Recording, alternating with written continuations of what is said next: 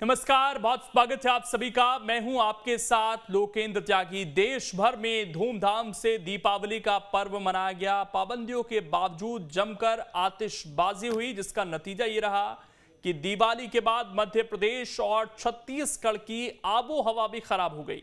आतिशबाजी की वजह से शहरों का AQI बढ़ गया, आसमान में काला धुंध छा गया।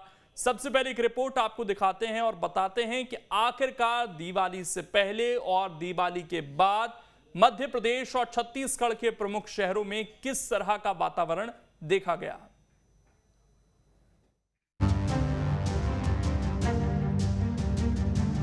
दिवाली पर जमकर हुई आतिशबाजी ने कई शहरों की आबो हवा बिगाड़ कर रख दी है।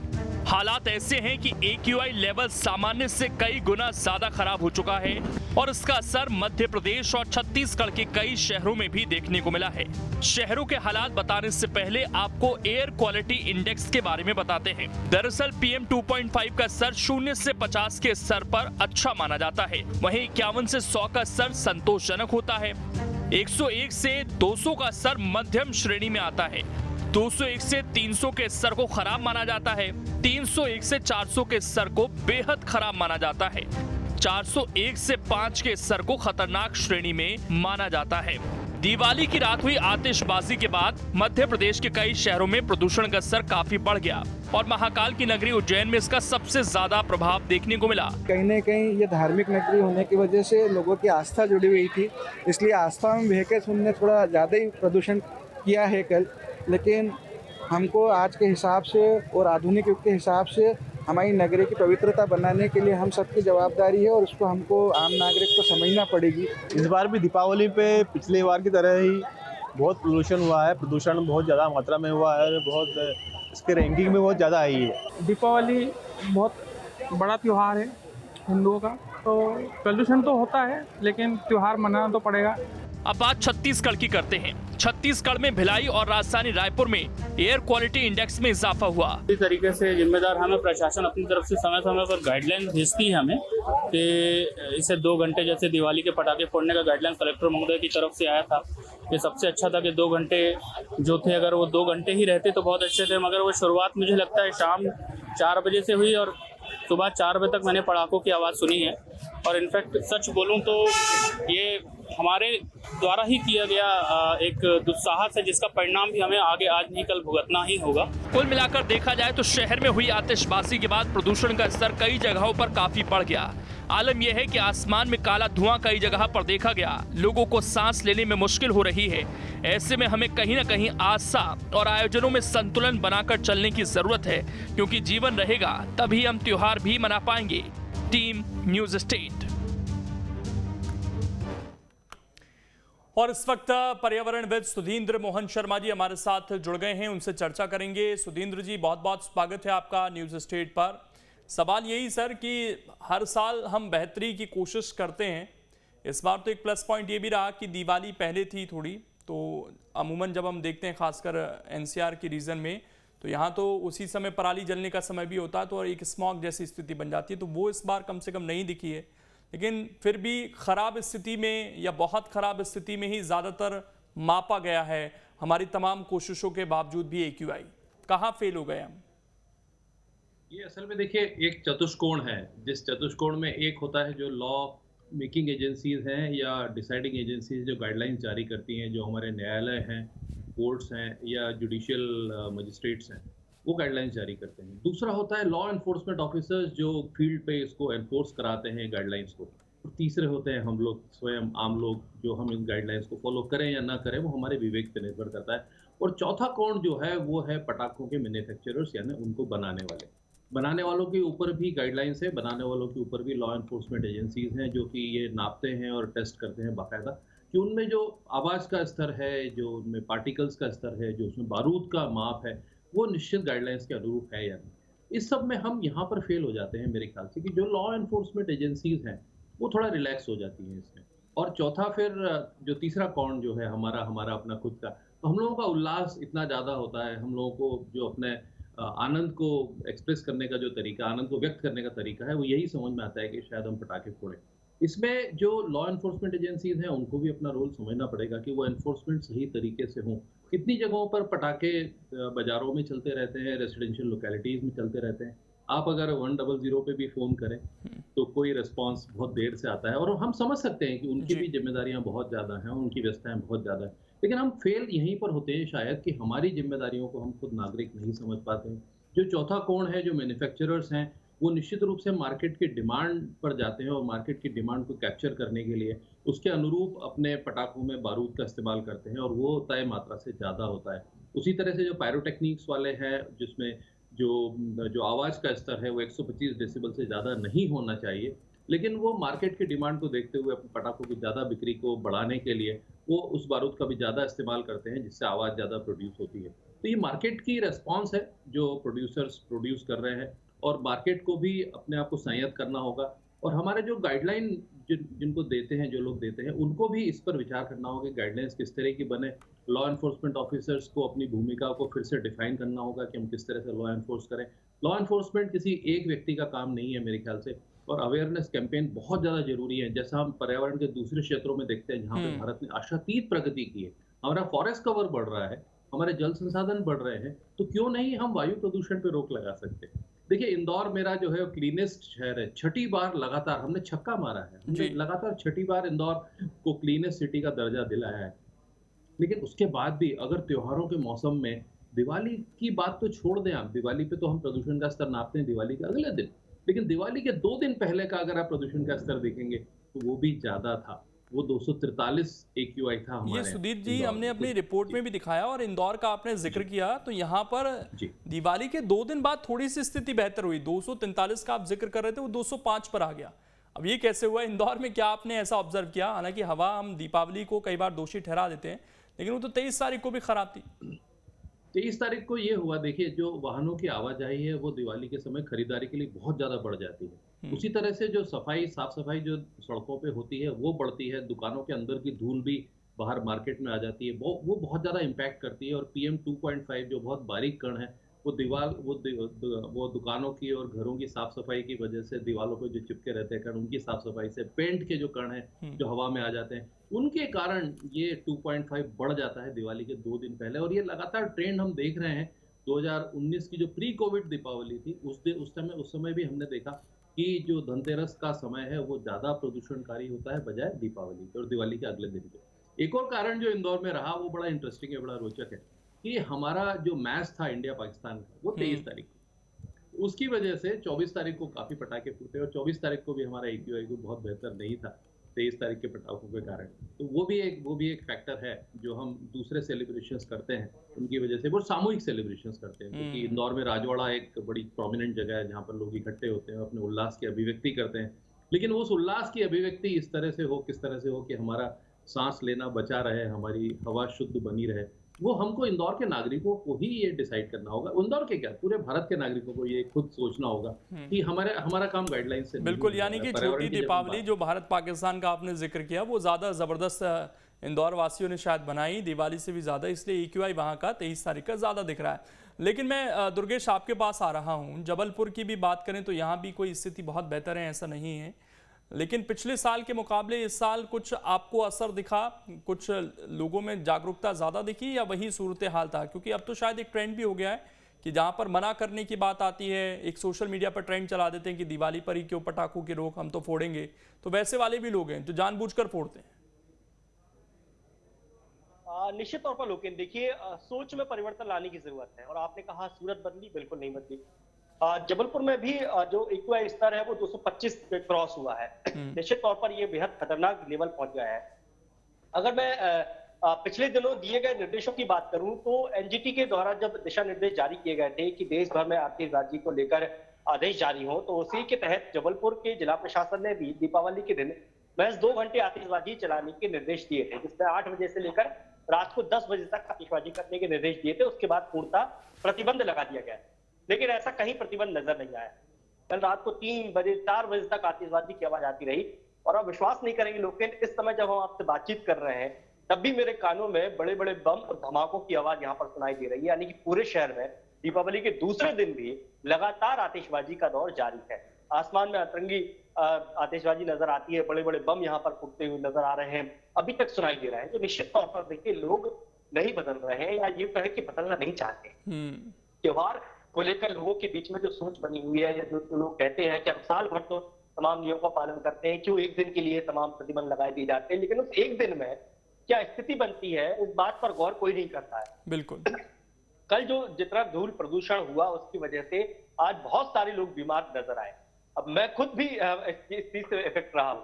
तो निश्चित तौर पर देखिए, जब बात हम प्रदूषण लेवल की करते हैं तो गाड़ियों से निकलने वाला धुआं, फैक्ट्रियों से निकलने वाला धुआं, ये तो साल भर बना रहता है। लेकिन जब आतिशबाजी की बात होती है, तो जब एक साथ आसमान में लाखों आतिशबाजियां फूटती हैं, तो निश्चित तौर पर हवा खराब होती है और उसकी वजह से लोगों को कई तरह की बीमारियां होती हैं। एनजीटी के लगातार दिशा निर्देश के बावजूद भी, प्रशासन के दिशा निर्देश के बावजूद भी आतिशबाजी पर रोक नहीं लग पा रही है, तो फिर रोक कैसे लगे? दरअसल इस चीज को लेकर प्रशासन और सरकार को जो ग्राउंड लेवल है वहां पर सोचने की जरूरत है। जो साल भर जो फैक्ट्रियों में पटाखे बनते हैं, वहां पर कुछ ऐसा करना चाहिए, एक्सपर्ट से राय लेनी चाहिए, वैज्ञानिक से राय लेना चाहिए कि लोगों की आस्था भी बनी रहे, आतिशबाजी भी हो, प्रदूषण भी ना हो। ऐसा कुछ करना चाहिए, क्योंकि देखिए हम देख रहे हैं कि अब इलेक्ट्रॉनिक बाजार में कई ऐसे पटाखे आ गए हैं जो आवाज करते हैं, रोशनी पैदा करते हैं, लेकिन धुआं नहीं छोड़ते हैं। तो जब इस तरह की चीजें, इस तरह के आइटम हमें बाजार में देखने को बहुत थोड़ी मात्रा में मिल रहे हैं। अगर यही आइटम बड़े लेवल पर प्रोडक्शन होने लगे, सरकार इसे अपने अंडर में ले ले, प्रशासन इसे अंडर में ले ले। एक चीज और जो हमने देखी है कि कुछ दिन पहले तक, दिवाली से पहले, क्योंकि पहले तो अमूमन बहुत पहले से 5-6 दिन पहले से पटाखे शुरू हो जाते थे, तो उस दौरान तो हमें सख्ती देखने को मिलती है, लेकिन दिवाली पास आते आते वो सख्ती खत्म हो जाती है और आराम से जो पटाखों की बिक्री है वो शुरू हो जाती है। और जबलपुर का जब जिक्र किया तो यहाँ तो बहुत एक ड्रास्टिक चेंज, मध्यम से जो 23 तारीख तो पॉल्यूशन था 123, वो 210 पहुँचता है, तो स्थिति बहुत ज़्यादा ख़राब हो जाती है। ग्वालियर से भी हमारे साथ विनोद जुड़ गए हैं। विनोद, ग्वालियर की बात करें तो यहाँ पर AQI 23 तारीख को ज़्यादा ख़राब था, 227, 25 अक्टूबर को भी ख़राब रहा, लेकिन 210 आ गया। ये स्थिति ग्वालियर की दिखी है। यहाँ पर क्या नियम कायदों का पालन हो पाया? लोगों में जागरूकता दिखी? पिछले साल के मुकाबले इस साल के सूरत हाल किस तरह के दिखे आपको?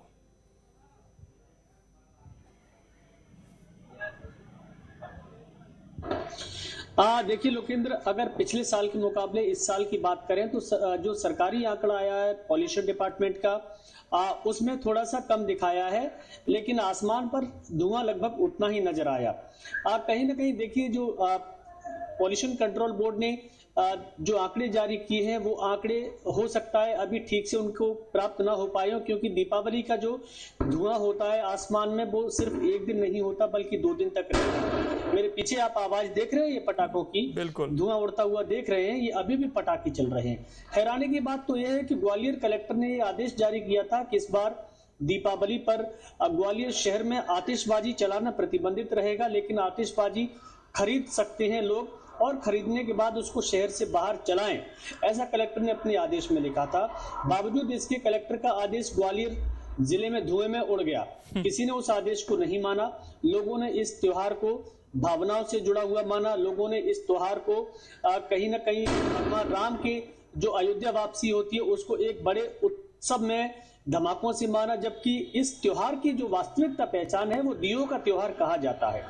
एक एक घर में मैंने देखा है 10 से लेकर 15-15 हजार के लोग आतिशबाजी लेके जा रहे हैं, और दिए जलाने की जब बात आए तो मुश्किल से 500 रुपए भी लोग खर्च नहीं करना चाहते, जबकि असली त्योहार ये दियों का है। अगर हर परिवार में जो लोग 10-10 हजार रुपए की आतिशबाजी, 20-20 हजार रुपए की खर्च करते हैं, इससे करोड़ों रुपए खर्च होता है। अगर आधे कीमत के भी दिए जलाएं लोग, तो वाकई में इस त्योहार की जगमगाहट लोगों के स्वास्थ्य पर कोई ज्यादा विनोद, बताने की जरूरत नहीं है कि हालात क्या हैं आतिशबाजी को लेकर। आपके सामने हम सामने से ही चीजों को देख पा रहे हैं, सुन पा रहे हैं, स्थिति बहुत स्पष्ट हो पा रही है। आज तो दिवाली का अगला दिन है, ग्रहण भी है, कोई त्योहार नहीं है, उसके बावजूद भी आतिशबाजी जारी है। मिथिलेश हमारे साथ जुड़े हुए हैं। मिथिलेश, अभी सुधींद्र जी से जब बात हो रही थी तो उन्होंने जिक्र किया कि भाई छोटी दीपावली को इंडिया मैच जीती, तो उस समय तो ज़बरदस्त उत्साह देखा गया और AQI बहुत ज़्यादा बढ़ गया, 242-243 तक पहुंच गया। दीपावली के अगले दिन ये थोड़ा कम है, लेकिन ख़राब स्थिति में ही है। सबसे स्वच्छ शहर में भी जो लोगों ने स्वच्छता को अपनाया, दिवाली को लेकर क्या अपने इमोशंस पर कंट्रोल नहीं रख पाए?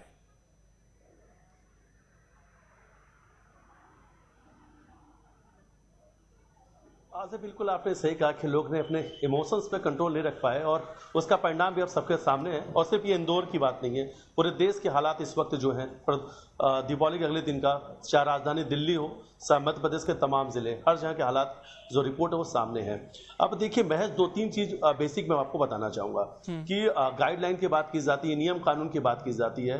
इंदौर शहर के अंदर छावनी, रीजनल पार्क, पीपलियाना, ये 3 बड़े सेंटर थे जहां 3 दिन के लिए बड़ी आसानी से लाइसेंस मिल गया। यानी पूरे इंदौर के अंदर 700 से लेकर 800 लाइसेंसी दुकान थे जहां से पटाखा सेल किया जा रहा था। और तमाम, अब इस बार के जो पटाखा बाजार की बात की जाए तो इस बार गिफ्ट्स आइटम का ज़्यादा चलन था। यानी लोग, जैसा हमारे सहयोगी बता रहे थे कि रोशनी का त्यौहार है, दियों का त्यौहार है, और उसी तरीके से अगर इंदौर की बात की जाए तो इंदौर में इस बार पटाखे गिफ्ट किए जा रहे थे। बड़े बड़े जो अनारदाना जिसमें बारूद ज़्यादा होता है, जो काफ़ी लंबे समय तक चलता है, अलग अलग ड्रोन, हेलीकॉप्टर, अलग अलग किस्म के पटाखे भी देखने को मिले, जिसको लेकर लोगों ने जम के खरीदारी भी की। और हालात सबके सामने है कि एक्वाई स्तर 200 के पार पहुंच गया। जब मैच था तो मैच के समय में पूरी भीड़ राजवाड़ा के पास इकट्ठी हो गई और तमाम जगह पे ऐसा लग रहा था कि आज दीपावली है और दीपावली का उत्सव बहुत तेज, वो सेलिब्रेशन नजर भी आ रहा था। जैसे इंडिया मैच जीतती है, चारों तरफ आसमान में सिर्फ आतिशबाजी ही देखने को मिली थी, इसलिए अचानक से उस वक्त का एक्वाई लेवल बहुत ज़्यादा बढ़ जाता है। लेकिन इंदौर से एक बेहद अच्छी खबर है कि इस बार जो धनतेरस, पुष्प नक्षत्र और दीपावली के मौके पर जो गाड़ियों की खरीदारी हुई है, 2 व्हीलर्स और 4 व्हीलर में इस बार मैक्सिमम गाड़ी जो है इलेक्ट्रिक व्हीकल्स की भी उठी है।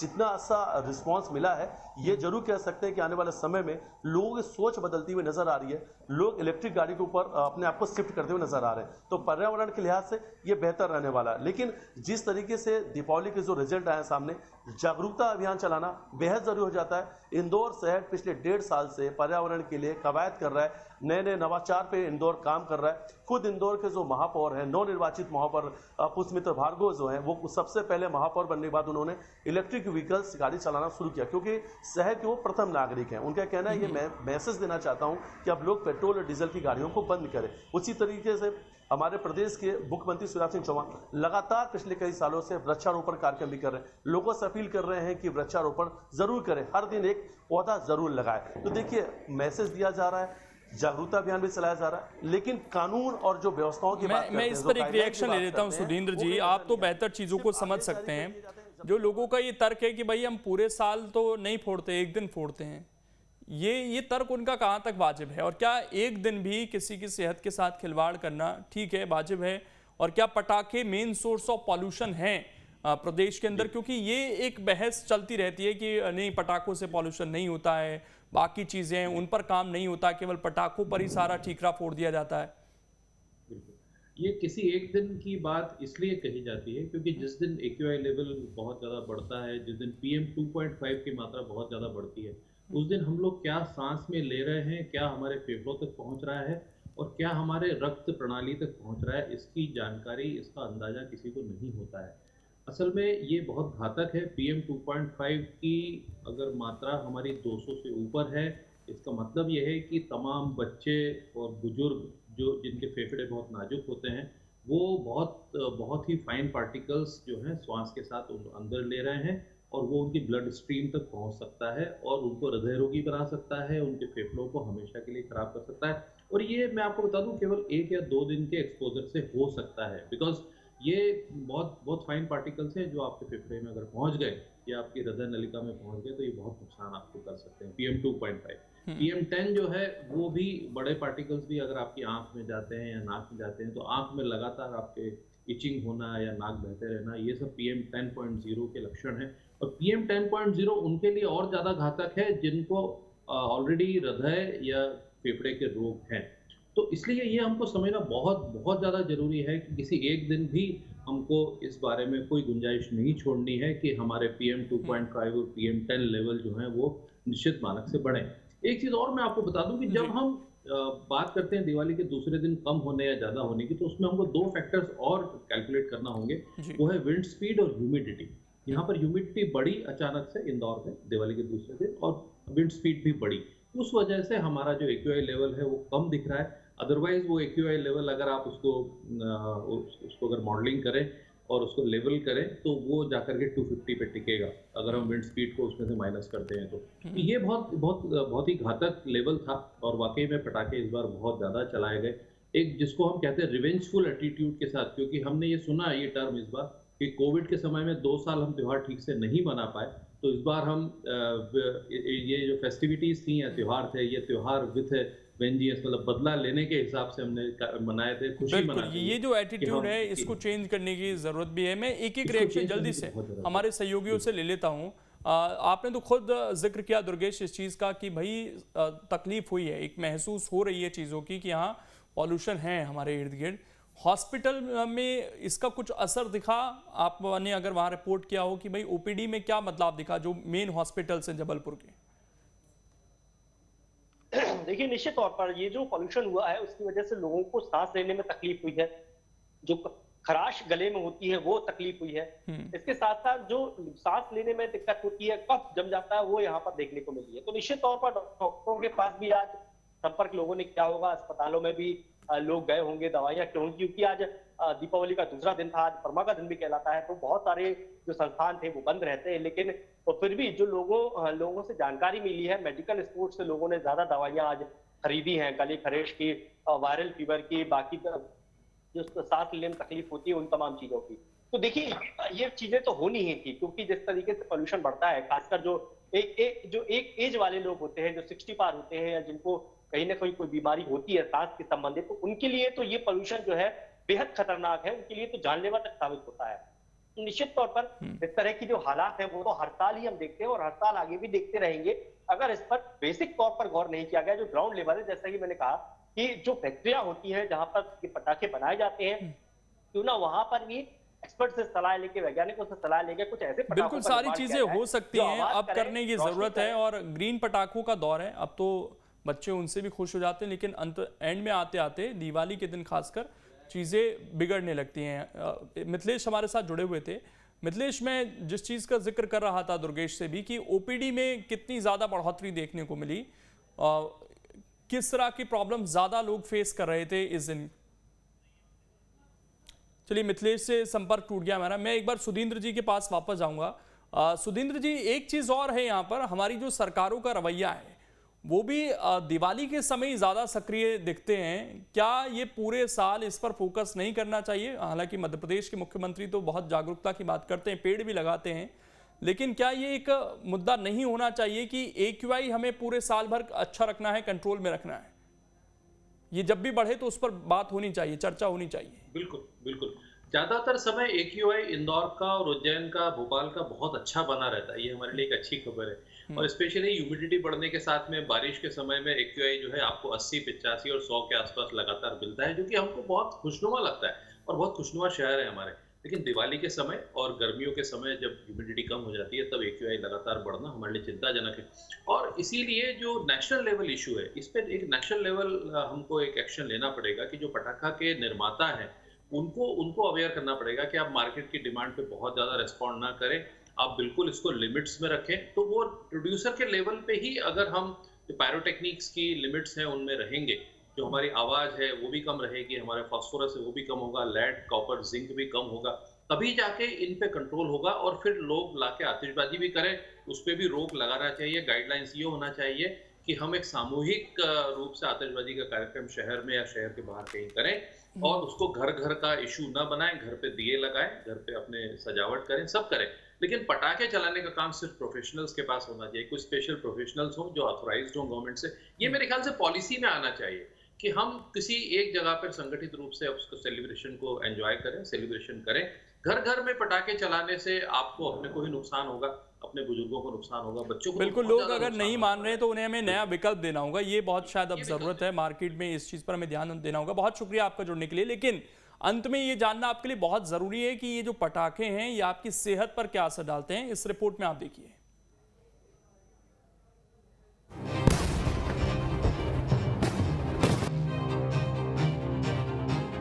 सर्द होते मौसम में हवाएं जहरीली होती जा रही हैं। दिवाली की सुबह मध्य प्रदेश और छत्तीसगढ़ के कई शहरों में प्रदूषण का प्रभाव साफ दिखा। एयर क्वालिटी इंडेक्स पहले से ज्यादा खराब हो चुका है। ऐसे में एयर पॉल्यूशन का असर हमारी सेहत पर भी पड़ेगा। आपको बता दें कि पटाखों में मौजूद केमिकल इतने खतरनाक होते हैं कि वो हमें बहुत जल्द बीमार कर सकते हैं। पटाखों में मौजूद कॉपर हमारे श्वसन तंत्र को प्रभावित करता है। कैडमियम से एनीमिया का खतरा बढ़ जाता है। जिंक की वजह से हवा में धुंध बढ़ जाता है और दम घुटने लगता है।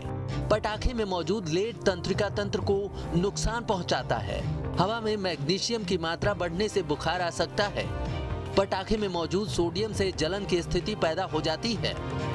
अंधाधुंध आतिशबाजी के बाद हवा की गुणवत्ता इतनी खराब हो जाती है कि खुले में सांस लेना मुश्किल हो जाता है।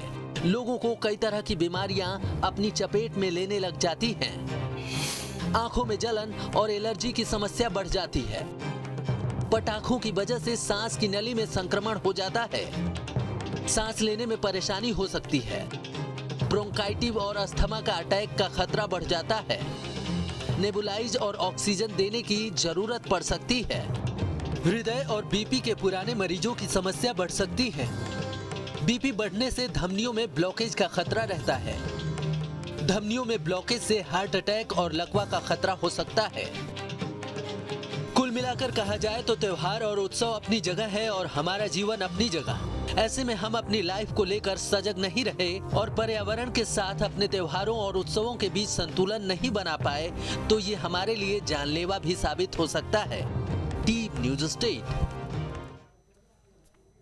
और इसी के साथ छोटे से ब्रेक लिए यहाँ पर रुकेंगे। न्यूज स्टेट पर खबरें लगातार जारी हैं।